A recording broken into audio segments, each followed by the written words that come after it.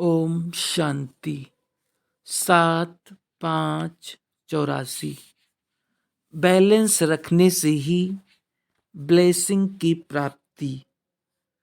प्यार के सागर, आनंद के सागर शिव बाबा पद्मा पदम भाग्यवान बच्चों प्रति बोले। आज प्रेम स्वरूप, याद स्वरूप बच्चों को प्रेम और याद का रिटर्न देने के लिए प्रेम के सागर बाप इस प्यार की महफिल बीच आए हैं। ये रूहानी प्यार की महफिल, रूहानी संबंध की मिलन महफिल है, जो सारे कल्प में अब ही अनुभव करते हो, सिवाय इस एक जन्म के और कब भी रूहानी बाप का रूहानी प्यार मिल न सके। ये रूहानी प्यार रूहों को सच्ची राहत देता है, सच्ची राह बताता है, सच्ची सर्व प्राप्ति कराता है। ऐसा कभी संकल्प में भी आया था कि इस साकार सृष्टि में, इस जन्म में और ऐसी सहज विधि से ऐसे आत्मा और परमात्मा का रूहानी मिलन सम्मुख होगा। जैसे बाप के लिए सुना था कि ऊंचे ते ऊंचा, बहुत तेजोमय, बड़े ते बड़ा है, वैसे ही मिलने की विधि भी मुश्किल और बड़े अभ्यास से होगी। ये सोचते सोचते ना उम्मीद हो गए थे, लेकिन बाप ने ना उम्मीद बच्चों को उम्मीदवार बना दिया। दिल शिकस्त बच्चों को शक्तिशाली बना दिया। कब मिलेगा वो अब मिलन का अनुभव करा दिया। सारे प्रॉपर्टी का अधिकारी बना दिया। अभी अधिकारी आत्माएं अपने अधिकार को जानते हो ना, अच्छी तरह से जान लिया है व जानना है। आज बाप दादा बच्चों को देख रूह रिहान कर रहे थे कि सभी बच्चों को निश्चय भी सदा है, प्यार भी है, याद की लगन भी है, सेवा का उमंग भी है, लक्ष्य भी श्रेष्ठ है। किसी से भी पूछेंगे क्या बनना है तो सभी कहेंगे लक्ष्मी नारायण बनने वाले हैं। राम सीता कोई नहीं कहेगा। 16,000 की माला भी दिल से पसंद नहीं करते, 108 की माला के मड़के बनेंगे, यही उमंग सभी को रहता है। सेवा में, पढ़ाई में हर एक अपने को किसी से भी कम योग्य नहीं समझते हैं। फिर भी सदा एक रस स्थिति, सदा उड़ती कला की अनुभूति, सदा एक में समाये हुए देह और देह की अल्पकाल की प्राप्तियों से सदा न्यारे, विनाशी शुद्ध बुद्ध भूले हुए हो, ऐसी सदा की स्थिति अनुभव करने में नंबरवार हो जाते हैं। ये क्यों? बाप दादा इसका विशेष कारण देख रहे थे। क्या कारण देखा? एक ही शब्द का कारण है। सब कुछ जानते हैं और सब कुछ सबको प्राप्त भी है। विधि का भी ज्ञान है, सिद्धि का भी ज्ञान है, कर्म और फल दोनों का ज्ञान है, लेकिन सदा बैलेंस रहना नहीं आता। यह बैलेंस की ईश्वरीय नीति समय पर निभाने नहीं आती। इसलिए हर संकल्प में, हर कर्म में बाप दादा तथा सर्वश्रेष्ठ आत्माओं की श्रेष्ठ आशीर्वाद ब्लेसिंग प्राप्त नहीं होती। मेहनत करनी पड़ती है, सहज सफलता अनुभव नहीं होती। किस बात का बैलेंस भूल जाता है? एक तो याद और सेवा। याद में रह सेवा करना, यह है याद और सेवा का बैलेंस।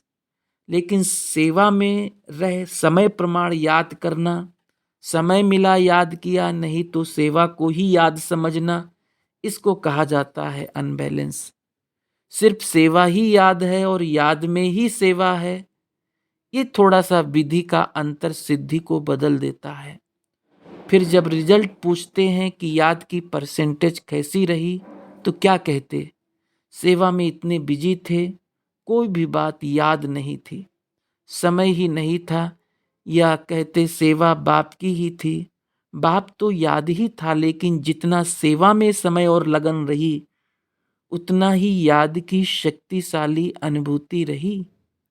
जितना सेवा में स्वमान रहा, उतना ही निर्माण भाव रहा। ये बैलेंस रहा। बहुत बड़ी, बहुत अच्छी सेवा की, ये स्वमान तो अच्छा है, लेकिन जितना स्वमान उतना निर्माण भाव रहे। करावनहार बाप ने निमित्त बन सेवा कराई, ये है निमित्त निर्माण भाव। निमित्त बने, सेवा अच्छी हुई, वृद्धि हुई, सफलता स्वरूप बने, ये स्वमान तो अच्छा है, लेकिन सिर्फ स्वमान नहीं, निर्माण भाव का भी बैलेंस हो। ये बैलेंस सदा ही सहज सफलता स्वरूप बना देता है। स्वमान भी जरूरी है, देह भान नहीं, स्वमान। लेकिन स्वमान और निर्माण दोनों का बैलेंस ना होने कारण स्वमान देह भान में बदल जाता है। सेवा हुई, सफलता हुई, ये खुशी तो होनी चाहिए। वाह बाबा, आपने निमित्त बनाया, मैंने नहीं किया, ये मैंपन स्वमान को देह भान में ले आता है। याद और सेवा का बैलेंस रखने वाले स्वमान और निर्माण का भी बैलेंस रखते। तो समझा बैलेंस किस बात में नीचे नीचे ऊपर होता है। ऐसे ही जिम्मेवारी के ताजधारी होने कारण हर कार्य में जिम्मेवारी भी पूरी निभानी है। चाहे लौकिक सो अलौकिक प्रवृत्ति है, चाहे ईश्वरीय सेवा की प्रवृत्ति है, दोनों प्रवृत्ति की अपनी अपनी जिम्मेवारी निभाने में जितना न्यारा उतना प्यारा, ये बैलेंस हो। हर जिम्मेवारी को निभाना ये भी आवश्यक हो, लेकिन जितनी बड़ी जिम्मेवारी उतना ही डबल लाइट। जिम्मेवारी निभाते हुए जिम्मेवारी के बोझ से न्यारे, इसको कहते हैं बाप का प्यारा। घबरावे नहीं, क्या करूं, बहुत जिम्मेवारी है, ये करूं व नहीं, क्या करूं, ये भी करूं वो भी करूं, बड़ा मुश्किल है, ये महसूसता अर्थात बोझ है।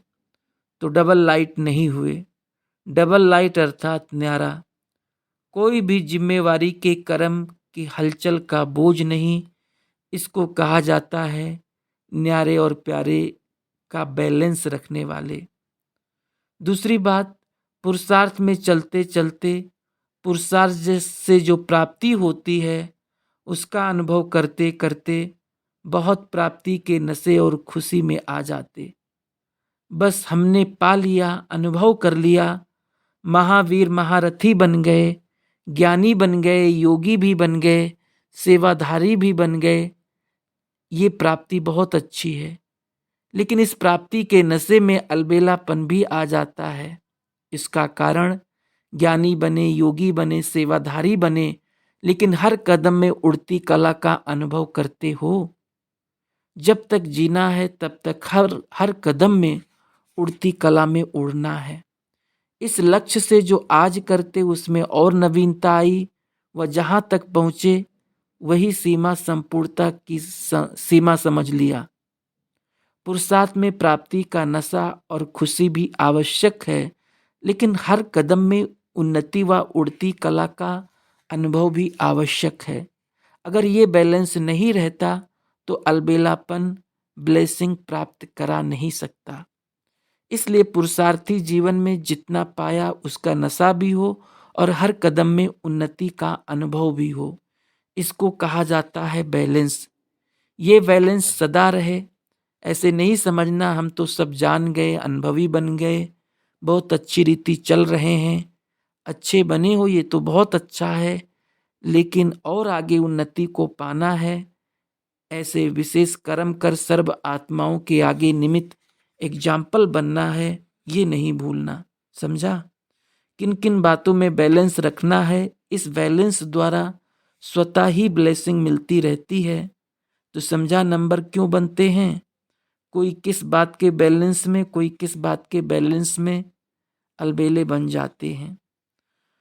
बॉम्बे निवासी तो अलबेले नहीं होना, हर बात में बैलेंस रखने वाले हो, बैलेंस की कला में होशियार होना। बैलेंस भी एक कला है, इस कला में संपन्न होना। बॉम्बे को कहा ही जाता है संपत्ति संपन्न देश। तो बैलेंस की संपत्ति, बैलेंस ब्लेसिंग की संपत्ति में भी संपन्न होना नरदेसावर की ब्लेसिंग है। बॉम्बे वाले क्या विशेषता दिखाएंगे? बॉम्बे में मल्टी मिलीनियर्स बहुत है ना, तो बॉम्बे वाले को भी ऐसी आत्माओं को ये अनुभव कराना आवश्यक है। इस रूहानी अविनाशी पद्मा पदमपति सर्व खजानों के खानों के मालिक क्या होता है, ये उन्हों को अनुभव कराओ। ये तो सिर्फ विनाशी धन के मालिक हैं। ऐसे लोगों को इस अविनाशी खजाने का महत्व सुनाकर अविनाशी संपत्ति संपन्न बनाओ। वो महसूस करें कि ये खजाना अविनाशी श्रेष्ठ खजाना है। ऐसी सेवा कर रहे हो ना। संपत्ति वालों की नज़र में ये अविनाशी संपत्तिवान आत्माएं श्रेष्ठ हैं, ऐसा अनुभव करें। समझा?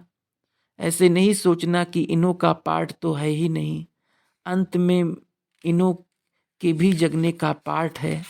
संबंध में नहीं आएंगे लेकिन संपर्क में आएंगे।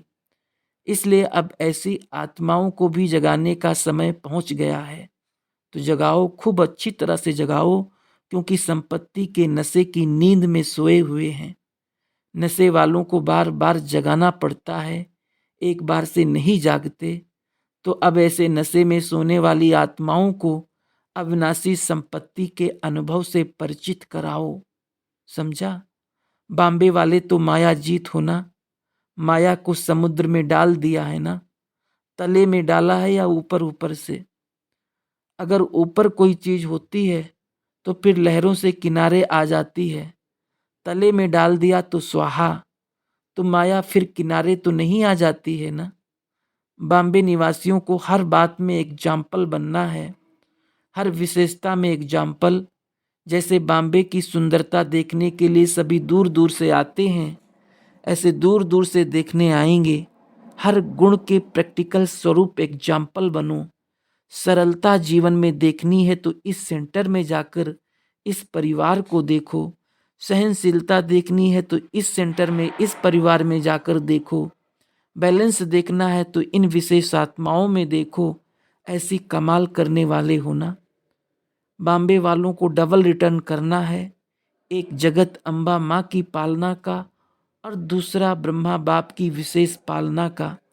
जगत अम्बा माँ की पालना भी बॉम्बे वालों को विशेष मिली है, तो बॉम्बे को इतना रिटर्न करना पड़ेगा ना। हर एक स्थान, हर एक विशेष आत्मा द्वारा बाप की, माँ की विशेष आत्माओं की विशेषता दिखाई दे। इसको कहा जाता है रिटर्न करना। अच्छा, भले पधारे बाप के घर में व अपने घर में भले पधारे। बाप तो सदा बच्चों को देख हर्षित होते हैं। एक एक बच्चा विश्व का दीपक है, सिर्फ कुल का दीपक नहीं, विश्व का दीपक है। हर एक विश्व के कल्याण अर्थ निमित्त बने हुए हो तो विश्व के दीपक हुए ना। वैसे तो सारा विश्व भी बेहद का कुल है, उसी नाते से बेहद के कुल के दीपक कहो, विश्व के दीपक कहो, ऐसे हो ना। सदा जगे हुए दीपक होना, टिमटिमाने वाले तो नहीं। जब लाइट टिमटिमाती है तो देखने से आंखें खराब हो जाती है, अच्छा नहीं लगता है। तो सदा जगे हुए दीपक होना, ऐसे दीपकों को देख बाप दादा सदा हर्षित होते हैं। समझा? अच्छा, सदा हर कर्म में बैलेंस रखने वाले, सदा बाप द्वारा ब्लेसिंग लेने वाले, हर कदम में उड़ती कला का अनुभव करने वाले, सदा प्यार के सागर में समाये हुए, समान स्थिति में स्थित रहने वाले पद्मा पदम भाग्यवान श्रेष्ठ आत्माओं को बाप दादा का याद, प्यार और नमस्ते। दादियों से सभी ताजधारी रतन होना, सदा जितना बड़ा ताज उतना ही हल्के से हल्के, ऐसे ताज धारण किया है। इस ताज को धारण करके हर कर्म करते हुए भी ताजधारी रह सकते हैं। जो रतन जड़ित ताज होगा वो फिर भी समय प्रमाण धारण करते और उतारते हैं, लेकिन ये ताज ऐसा है जो उतारने की आवश्यकता ही नहीं। सोते हुए भी ताजधारी और उठते हुए भी ताजधारी। अनुभव है ना? ताज हल्का है ना, कोई भारी तो नहीं है। नाम बड़ा, वजन हल्का है। सुखदाई ताज है, खुशी देने वाला ताज है। ऐसा ताजधारी बाप बनाते हैं जो जन्म जन्म ताज मिलता रहे। ऐसे ताजधारी बच्चों को देख बाप दादा हर्षित होते हैं। बाप दादा ने ताजपोशी का दिन अभी से ही मना करके सदा की रस्म का नियम बना दिया है। सतयुग में भी ताजपोशी दिवस मनाया जाएगा। जो संगम पर ताजपोशी दिवस मनाया, उसी का ही यादगार अविनाशी चलता रहेगा। स्वयं बाप साकार वतन से वानप्रस्थ हुए, अव्यक्त वतन में सेवाधारी हैं, लेकिन साकार वतन से नो वानप्रस्थ हुए ना। साकार वतन से वानप्रस्थ हो, बच्चों को ताज तख्त दे और स्वयं अव्यक्त वतन में चले तो ताजपोशी का दिन हो गया ना। विचित्र ड्रामा है ना। अगर जाने के पहले बताते तो वंडरफुल ड्रामा नहीं होता। ऐसा विचित्र ड्रामा है जिसका चित्र नहीं खींचा जा सकता। विचित्र बाप का विचित्र पार्ट है जिसका चित्र बुद्धि में संकल्प द्वारा भी नहीं खींच सकते। इसको कहते हैं विचित्र। इसलिए विचित्र ताजपोशी हुई। बाप दादा सदा महावीर बच्चों को ताजपोशी करने वाले ताजधारी स्वरूप में देखते हैं। बाप दादा साथ देने में नहीं छिपे, लेकिन साकार दुनिया से छिपकर अव्यक्त दुनिया में उदय हो गए हैं। साथ रहेंगे, साथ चलेंगे, ये तो वायदा है ही। ये वायदा कभी छूट नहीं सकता। इसलिए तो ब्रह्मा बाप इंतजार कर रहे हैं। नहीं तो कर्मातीत बन गए तो जा सकते हैं। बंधन में तो नहीं है, लेकिन स्नेह का बंधन है। स्नेह के बंधन के कारण, साथ चलने का वायदा निभाने के कारण बाप को इंतजार करना ही है। साथ निभाना है और साथ चलना है। ऐसे ही अनुभव है ना। अच्छा, हर एक विशेष है। विशेषता एक एक की वर्णन करे तो कितनी होगी, माला बन जाएगी। इसलिए दिल में ही रखते, वर्णन नहीं करते। अच्छा, पार्टियों से अमृत वेला सदा शक्तिशाली है। अमृत वेला शक्तिशाली है तो सारा दिन शक्तिशाली रहेगा। अमृत वेला कमजोर है तो सारा दिन कमजोर। अमृत वेले नियम प्रमाण तो नहीं बैठते हो। ये वरदानों का समय है। वरदानों के समय अगर कोई सोया रहे, सुस्ती में रहे, वह विस्मृति रहे, कमजोर होकर बैठे तो वरदानों से वंचित रह जाएगा। तो अमृत वेले का महत्व सदा याद रहता है ना। उस समय नींद तो नहीं करते हो, झुटका तो नहीं खाते हो। कभी कभी नींद की अवस्था को भी शांति की अवस्था समझते हैं। उनसे पूछते हैं कैसे बैठे थे, तो कहते बहुत शांति में। तो ऐसी चेकिंग करो। कभी भी शक्तिशाली स्टेज के बीच ये माया तो नहीं आती है। जो शक्तिशाली है उसके आगे माया कमजोर हो जाती है। अव्यक्त बाप दादा की पर्सनल मुलाकात युगलों से। सदा प्रवृत्ति में रहते हुए इस वृत्ति में रहते हो कि हम न्यारे और सदा बाप के प्यारे हैं। यही वृत्ति सदा प्रवृत्ति में रहती है। वैसे प्रवृत्ति को परवृत्ति भी कह सकते हैं। पर माना न्यारे, प्रवृत्ति में रहते प्रवृत्ति के बंधन से परे, अर्थात परवृत्ति व न्यारे और प्यारे। ऐसे बंधन मुक्त बन प्रवृत्ति के कार्य को निभाने वाले होना। बंधन में बंधने वाले नहीं, लेकिन बंधन मुक्त हो कर्म करने वाले। मन का भी बंधन नहीं। एक है तन का बंधन, दूसरा है मन का बंधन, तीसरा है संबंध का बंधन, व्यवहार का बंधन। तो सब बंधनों से मुक्त निर्बंधन आत्मा बंध नहीं सकती। सारे बंधन लगन की अग्नि से भस्म करने वाले। लगन अग्नि है, अग्नि में जो चीज डालें सब भस्म। ऐसी बंधन मुक्त आत्मा उड़ने के सिवाय रह नहीं सकती। बंधन फंसाता है, निर्बंधन उड़ाता है। बंधन का पिंजड़ा खुला तो पंछी उड़ेगा ना। कोई कितना भी गोल्डन पिंजड़ा लेकर आए, उस पिंजड़े में भी फंसने वाले नहीं। ये माया सोने का रूप धारण करके आती है। सोना माना आकर्षण करने वाला, यादगार में भी दिखाते हैं, सोना हिरण बनकर आई। तो सोने का हिरण अच्छा तो नहीं लगता। जब उड़ता पंछी हो गए तो सोना हो या हीरा हो, लेकिन पिंजड़े के पंछी नहीं बन सकते। अधर कुमारों से सदा अपने को विजय के तिलकधारी आत्माएं अनुभव करते हो। विजय का तिलक सदा लगा हुआ है, कभी मिट तो नहीं जाता। माया कभी मिटा तो नहीं देती। रोज अमृत वेले इस विजय के तिलक को स्मृति द्वारा ताजा करो, तो सारा दिन विजय का तिलक लगा रहेगा। विजय का तिलक है तो राज्य का, भाग का तिलक है। इसलिए भगत भी बहुत बड़े बड़े तिलक लगाते हैं, तिलक की निशानी समझते हैं, तिलक भक्ति की निशानी समझते हैं।